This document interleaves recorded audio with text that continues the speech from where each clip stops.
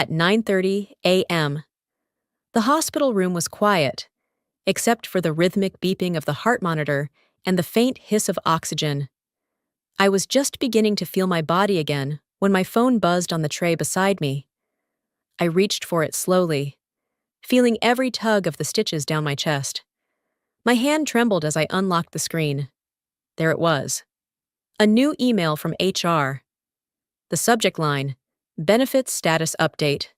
8 words. Effective immediately. Your health coverage has been terminated.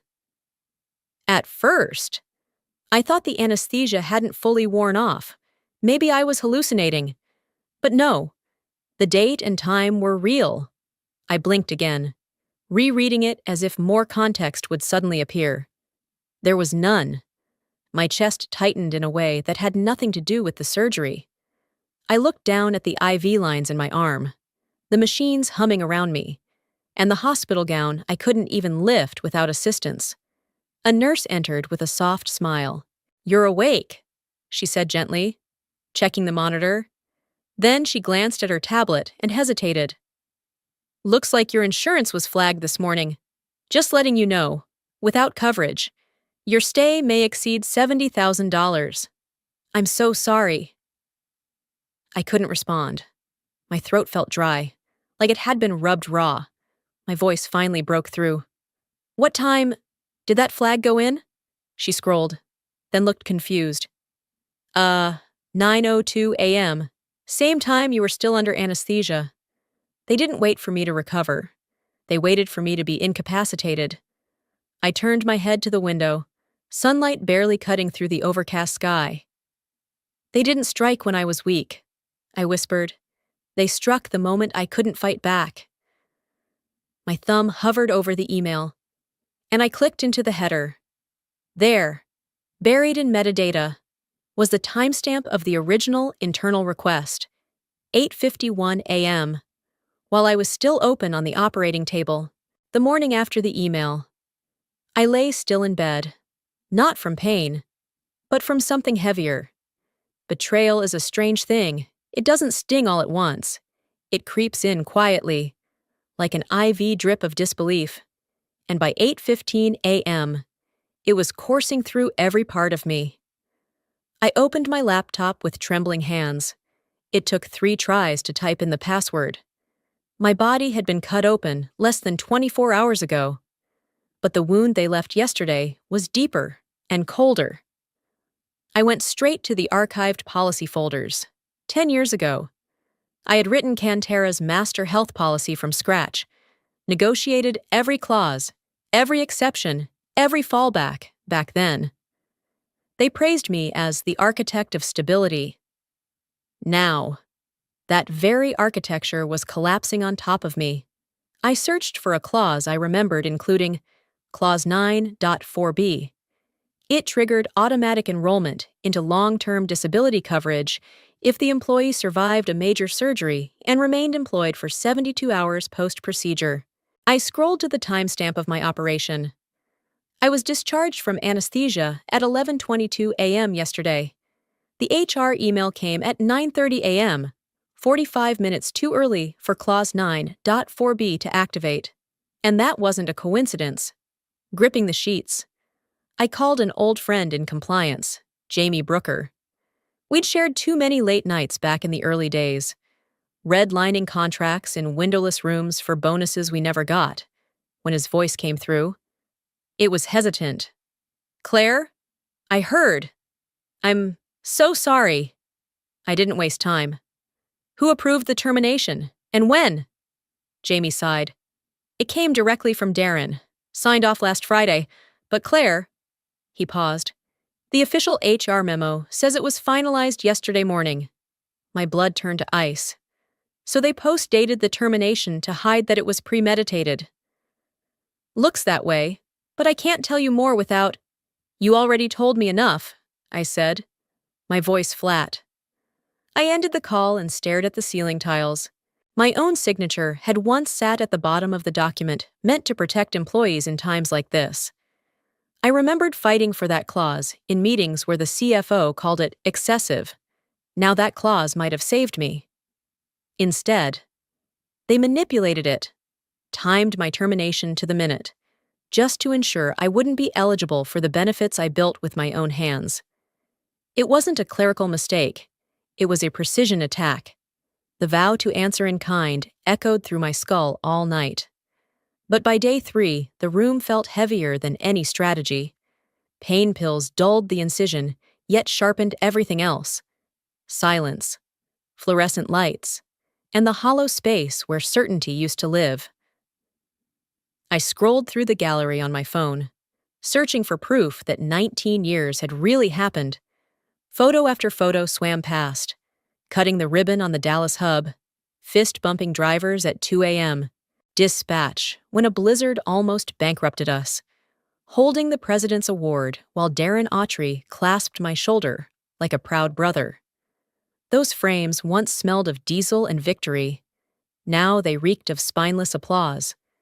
My thumb paused on an image from last Christmas.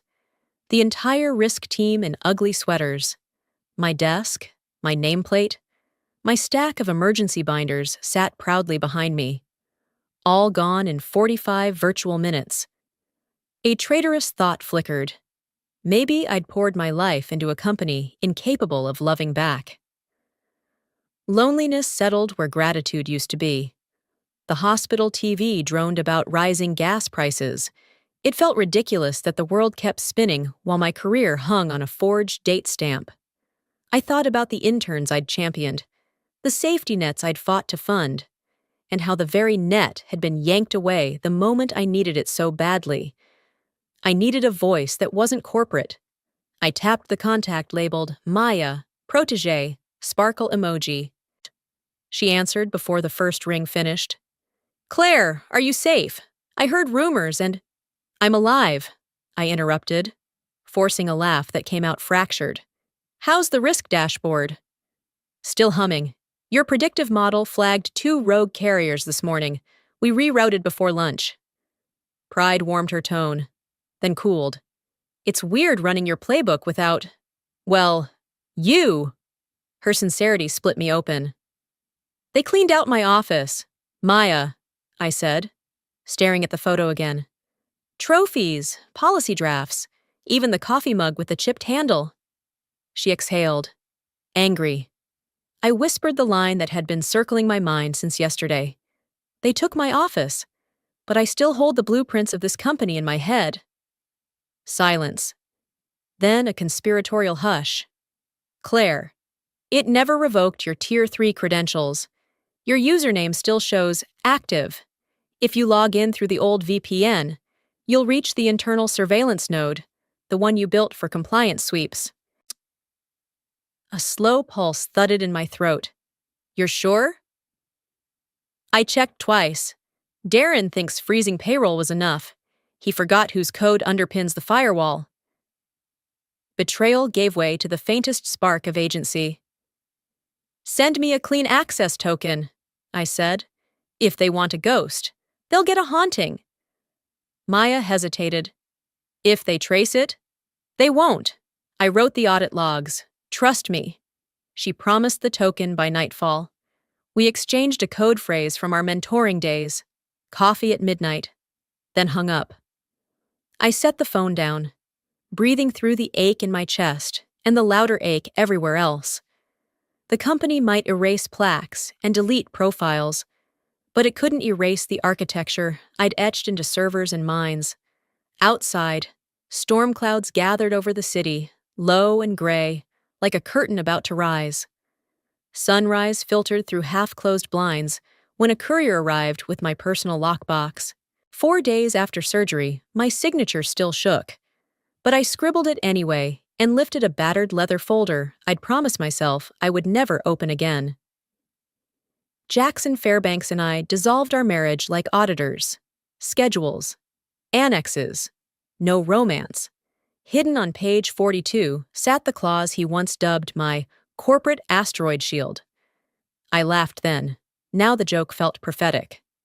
Clause 17b read, in lawyerly italics, should Claire Maddox experience employer-initiated loss of health benefits within 6 months of a life-threatening medical event, Auditus Group shall grant her provisional voting authority equal to 51% of outstanding shares, restricted solely to matters of ethical investigation and audit oversight, for a term of 90 calendar days, renewable by mutual consent. Back then it sounded melodramatic. Today it sounded like oxygen. I traced the ink, feeling determination kindle where shock had lived. Controlling audits, not payroll, not dividends, was all I needed. With that leverage, I could slice through every falsified ledger Darren had buried. I opened the encrypted channel Jackson and I once used for vacation photos. My hands steadied as I typed 3 words. Clause 17. B activated. The dots on screen danced. Then his response appeared. I kept that clause alive because I still owe you more than an apology. Tell me what you need, and it's yours. A warmth, not forgiveness, but something sturdier, spread through my chest.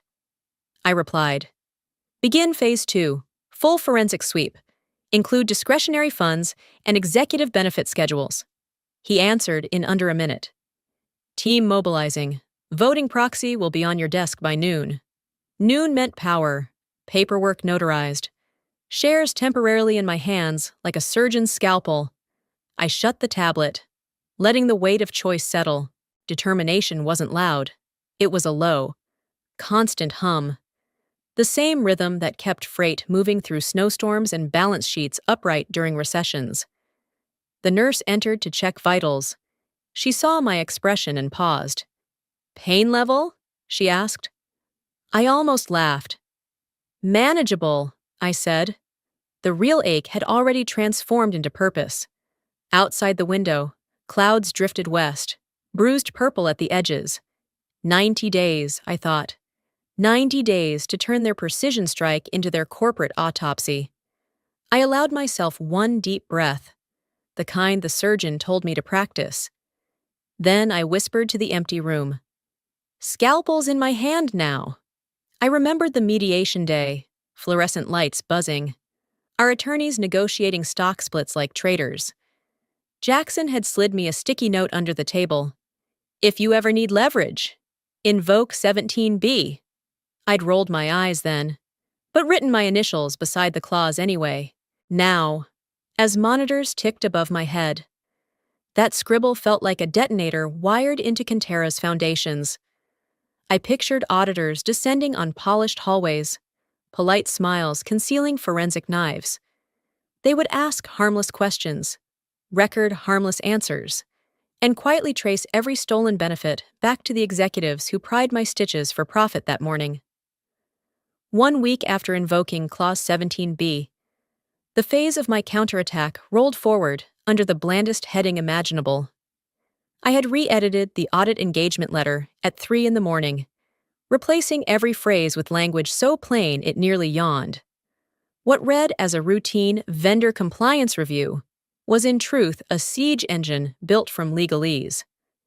Darren Autry, ever addicted to optics, skimmed the cover page, spotted my old signature watermark, and approved the project with a flourish of his digital pen. Minutes later, he bragged in the executive group chat that external validation would make great internal PR. None of them saw the Trojan horse hidden in the footnotes. By the following Monday, 3 auditors from Auditus Group crossed Cantera's lobby, badges discreet, smiles calm. I watched on a camera feed Maya patched into my tablet, lens set above the reception desk like a guardian angel made of pixels. The lead auditor, Camille, opened with a question about petty cash reimbursements for fleet maintenance. Harmless, almost friendly. Her colleagues requested copies of 6-month vendor rosters and a sample of overnight fuel receipts. Nothing in the ask suggested they were about to dissect executive privilege down to the marrow. That was the beauty of clandestine honesty. You wear the uniform of routine and let the truth march in behind you. Upstairs. Darren lounged in the strategy suite, sending celebratory emojis to the CFO. His final message before lunch read, Just make the numbers pretty. He didn't know Maya's sniper-precise rule had been waiting all week inside the messaging server. At the moment, Darren hit send. The thread auto-forwarded to a confidential distribution list labeled AG Field Ops, Camille and her team. On my screen, I saw Camille glance at her phone, eyebrow lifting a single millimeter. A grin almost surfaced, then vanished beneath professionalism. She thanked the HR intern, tucked the phone away, and asked for a full ledger of executive wellness benefits, still smiling. From 600 miles away, I felt the room temperature drop 3 degrees. Strategic optimism coursed through me, potent as any narcotic. Everything was in motion, yet nothing looked unusual. The perfect camouflaged assault. Darren's arrogance had unlocked the gates, and the wooden horse was already inside. All I had to do now was wait for nightfall and listen for the first splinter of panic. Maya pinged me a thumbs-up emoji. Code for entry confirmed. I leaned back against the pillow, felt the stitches pull, and smiled. The pain proved I was alive to watch justice unfold. A janitor's cart squeaked by, mop water sloshing with the muted hospital bustle. The ordinary sounds reminded me that revolutions rarely announce themselves with fanfare. They hide in paperwork and polite requests. Somewhere below, Camille's team was mapping expense codes to offshore shells, following threads that would unravel an empire a penny at a time. Tomorrow, they'd start real questions. But today, they would listen, silence growing louder than alarms at dusk. By the start of week 3, the air around Cantera's headquarters began to shift, subtly. Like a hairline crack stretching across glass, no one had noticed yet. But Camille noticed, and so did I. I watched her team from afar, like a conductor off stage. Each silent ping from Maya like the next note in a score only we could read. The auditors had shifted focus to the benefits division, where buried landmines waited just below the surface. Camille requested employee benefits disbursement logs over a 24-month period. HR stalled. Finance redirected. IT played coy. But then a pattern appeared. Maya flagged a discrepancy. 47 employees had their premium payments quietly stopped, each within 10 days of filing major medical claims. Not one of them had been informed. Several were still showing active in the HR system. Their benefits were stripped out from under them like rugs. Mid-recovery. I saw the list and felt nausea crawl up my throat. Names I remembered. Some I'd personally onboarded. Camille requested the approval trail for the cancellations. HR claimed system error. Camille, polite but steel-backed, asked for backup documentation. That afternoon, a junior payroll analyst anonymously slid a printout into the auditor's folder. No cover letter. Just data. It pointed to a third-party processing vendor I didn't recognize. Camille traced 2 layers of shell entities, both sharing a P.O. box address in Delaware, and then a sudden wire transfer chain leading offshore. Maya texted, "They buried it under consulting fees. Auditus is digging." At 3:20 p.m., Camille asked for full access to Cantera's financial data archive. HR's lead, Kendra Yates, once a friendly nod in the hallway, stepped in, citing privacy conflict and executive-level restriction. Camille didn't blink. She pulled out a laminated document bearing my signature, dated October 12th, 2017, a standing compliance waiver I'd implemented to ensure full transparency during audits. Kendra's protest died in her throat. Access was granted. Then came the crack loud enough to shatter the room. The auditors identified an offshore account routing discretionary health savings reallocations. The account name? Seacrest Serenity. Maya confirmed it. The name of Darren Autry's private yacht. The tension didn't break. It twisted tighter, like wire pulled past its limit. HR fell silent. It quietly escalated. Anomalous traffic. Camille, professional as ever, simply noted it and requested additional transaction logs, this time with timestamps. IP addresses, and authorized user IDs. I lay in my hospital bed that evening, screen glowing in the dark, watching Maya's updates roll in like incoming artillery coordinates. The first fracture had formed. The false calm of corporate arrogance was beginning to fracture beneath the pressure of its own deception. The Trojan audit had breached the gates, and now it had found the first gold vein hidden behind the walls. And this time, no one was smiling. Hope isn't always loud. Sometimes it hides in fluorescent corridors. Wearing a clearance badge, nobody notices. Week 4 began with a whispered knock on the auditor's temporary war room. Jorge Ramirez, junior financial analyst, stepped inside clutching a disposable coffee cup. Taped beneath the corrugated sleeve was a slim silver USB drive. Camille lifted an eyebrow. He answered with a nervous shrug. "I found something in the purge folder," he murmured. "They'll fire me if they know I copied it." Camille's team photographed the cup, pocketed the drive, and sent Jorge downstairs to refill caffeine supplies. From my hospital tablet, I watched the entire exchange through Maya's conference camera. Heart-punching, hopeful beats. Someone inside still cared. Yet hope needed shelter. I pinged our pro bono attorney, drafted a whistleblower affidavit, and routed it to Jorge's personal email from a masked account. The document cited federal protection statutes and guaranteed anonymity if he chose to sign.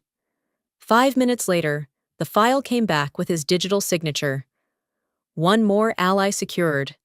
The USB proved explosive. Inside were deletion logs timestamped 2 hours after Camille's first benefits request. Clear evidence of obstruction. There were also partial spreadsheets labeled Creative Comp, an innocuous title masking 6-figure transfers to executives within days of terminated employee claims. Connect the dots. And insurance money had morphed into innovation incentives for the very people who cut coverage. While analysts sifted through the fragments, fate added its own assist. Cantera's overworked IT department detected unfamiliar traffic spikes from auditors pulling archives.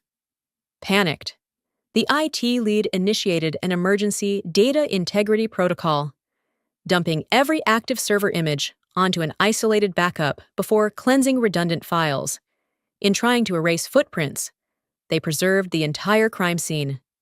Maya texted 2 words: full mirror. The backup was pristine, untouched by shredding scripts, and inside, auditors uncovered a folder titled Holiday Bonuses, Alt. It contained 341 wire confirmations, each routed through Seacrest Serenity's offshore account. Each flagged QOL Creative Bonus. The pattern locked into place. Employees file costly medical claims, premiums halted, funds diverted. Executive bonuses disguised as culture initiatives. The Trojan audit now had proof so irrefutable, even Darren's yacht couldn't stay afloat. Jorge, still unnoticed, posted a GIF of a rising sun in the auditor's secure chat.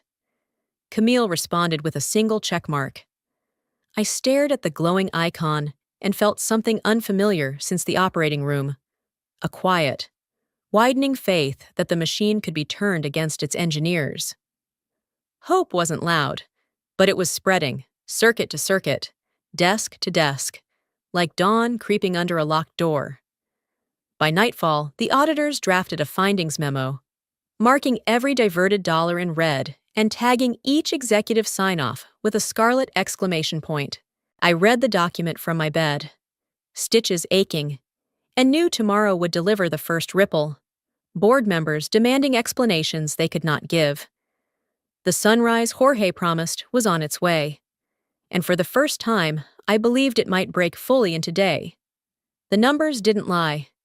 They never did. But when they screamed loud enough, it was no longer about math, it was about reckoning. By week 5, the data trail was complete. Jackson and I spent 2 nights in encrypted calls, cross-referencing spreadsheets, wire logs, and employee timelines. The story was airtight: diverted premiums, falsified approvals, shell accounts, and executive bonuses funded by the lifeblood of sick employees. At 4:08 a.m., I sent him the final version of the board report, 12 pages of forensic fury with a cover memo that read more like a verdict than a summary. At the center, a flowchart of corruption so precise it could hang in a museum of modern greed. Jackson texted back one line. "They won't walk away from this." Neither would I. My stitches still tugged when I stood. The pain was a good reminder. I'd nearly died, and they'd tried to bury me while I was unconscious. But now I was walking into the boardroom, not with a recovery update, but with a scalpel aimed at the heart of the empire they built on stolen care. I told the nurse to schedule my discharge. That afternoon, I zipped my blazer over the surgical scar, printed 3 extra copies of the report, and circled 2 words at the top of the findings packet: intentional malice. On the way out of the hospital, Maya messaged me. 3 whistleblower calls in last hour from Atlanta, Chicago, and Reno, all naming Darren, all identical stories. 3 cities, same CEO, same game. It wasn't a local rot. It was a pattern, one that now had witnesses. I walked into the town car with one thought boiling under my skin. They thought I was healing. I was planning their autopsy. The car pulled away from the curb as I stared at the folder in my lap. The proof was unshakable. The rage behind it, uncontainable. They wanted me invisible. They wanted me quiet. They forgot who built the system they tried to rig. I knew where every switch lived, every loophole, every trigger, and tomorrow morning, in front of the board, I would flip them all, not to negotiate, not to threaten, but to burn the paper trail while they were still standing on it. At 10:06 a.m. sharp, the walnut doors of the executive boardroom swung shut. The sound echoed like a gavel. I paused for one measured breath while the muffled buzz of directors filled the space. Inside, Darren Autry was already trying to adjourn the emergency session he never imagined would scorch him. "Gentlemen, I believe this preliminary exercise has wasted enough calendar." His sentence died as Jackson Fairbanks rose, charcoal suit catching the recessed lights. "With respect," Jackson said, sliding a notarized proxy across the polished table. "I no longer control Auditus Group. As of 7:00 a.m. today, 51% of our voting authority belongs to Claire Maddox." A hush detonated. Every head pivoted toward the doorway, where I now stepped through, blazer framing the fresh pink scar above my collarbone. The adrenaline was electric, but for the first time in 6 brutal weeks, it felt clean, liberating. I set a single manila folder before Darren, opened it to the first page, and read aloud, word for word, the 9-word email that severed my insurance while I was still unconscious. Faces drained like ink in water. When I finished, I flipped to the flowchart of siphoned premiums and executive kickbacks, turning it so everyone could see the red arrows leading to Seacrest Serenity. "Before anyone proposes a private discussion," I said, voice steady, "know that this entire dossier is prepared for immediate electronic delivery to the Securities and Exchange Commission." The liberation in that moment was physical. My lungs felt twice their capacity, as though stitches and fear alike had finally snapped. Darren tried to reclaim the room. "Claire, surely we can find an amicable—" "I'm not here for a settlement," I cut in. "I'm here for accountability. You will resign. Effective now. The board will appoint an interim CEO untouched by this fraud. Refuse, and the SEC receives the file before I leave this room." Directors exchanged looks, calculating, sweating. The chairman cleared his throat, already sensing which side of history yielded better dividends. Behind me, a sudden scrape of chairs, CFO Linda Marshall stood, laptop under arm, aiming for the side exit. She didn't make it 3 steps. 2 plainclothes federal agents emerged from the corridor, badges flashing. Her face froze as wrists met silver. Gasps rippled around the oak walls. Directors silently registered the seismic shift reverberating beneath them. I felt something uncoil, an inner knot loosening after weeks of silent anger. Darren's hand tremored as he reached for a pen that might spare him cuffs. I waited, almost serene, while ink touched paper. When the final stroke landed, I exhaled, a laugh slipping free. Freedom, it turned out, sounded exactly like a resignation sliding across lacquer. I gathered the folder, nodded to Jackson, and walked into a hallway suddenly brighter than any morphine dream. Justice wasn't abstract anymore. It was oxygen, and I was breathing it deeply. 2 months later, the skyline looked the same, but the balance sheets beneath it were rubble. Federal marshals had escorted Darren Autry from his country club straight to arraignment. The press called it the quickest fall in logistics history. Linda Marshall, once the CFO with an answer for everything, accepted a plea deal and agreed to testify. Overnight headlines slashed investor confidence, and Quintera's stock cratered 42% before the market even opened. Strangely, the morning felt calm. I watched the numbers slide from the porch swing of a rehab center, coffee steady in my hand, veins free of morphine and vengeance alike. Freedom, I discovered, is quiet. It smells like early maple leaves and hospital disinfectant finally fading from memory. With the settlement funds the board approved to avoid class action collapse, I incorporated the Phoenix Fund, a nonprofit that covers premiums for workers who lose coverage while recovering from critical illness. The first grants went to 47 employees whose names had sparked this crusade in the first place. They didn't ask for revenge. They asked for breathing room. Writing those checks felt better than any courtroom victory. Last Thursday, an embossed envelope from the U.S. Department of Labor arrived at my apartment. The letterhead invited me to serve on a national task force rewriting corporate benefits compliance. I read the invitation twice, then laughed so hard my scar twinged. The same agencies once powerless to protect me now wanted my blueprint for protecting millions. I signed the acceptance, adding a sticky note, "Let's make sure nobody needs a Clause 17B ever again." This morning, my inbox chimed with a single photograph from Maya. The subject line read, "Artifacts." The image showed my old risk analysis desk still intact, cordoned off in velvet rope like a tiny museum.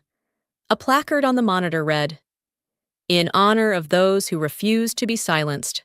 Behind the glass wall, new interns pointed at the display, some smiling, some wiping their eyes.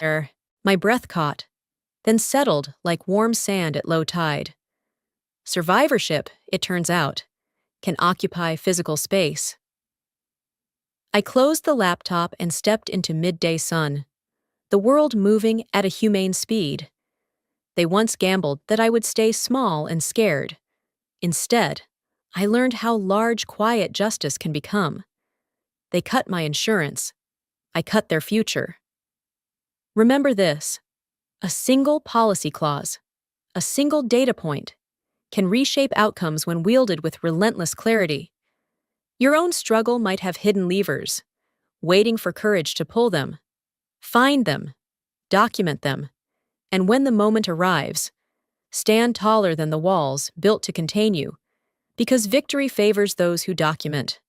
If this story lit a fire in you, hit that like, drop a comment about your own hard-won victories, share it with someone who needs a push, and tap subscribe so you never miss the next tale of courage turned into action. Your voice keeps these stories alive, and together, we build a world where no one fights alone.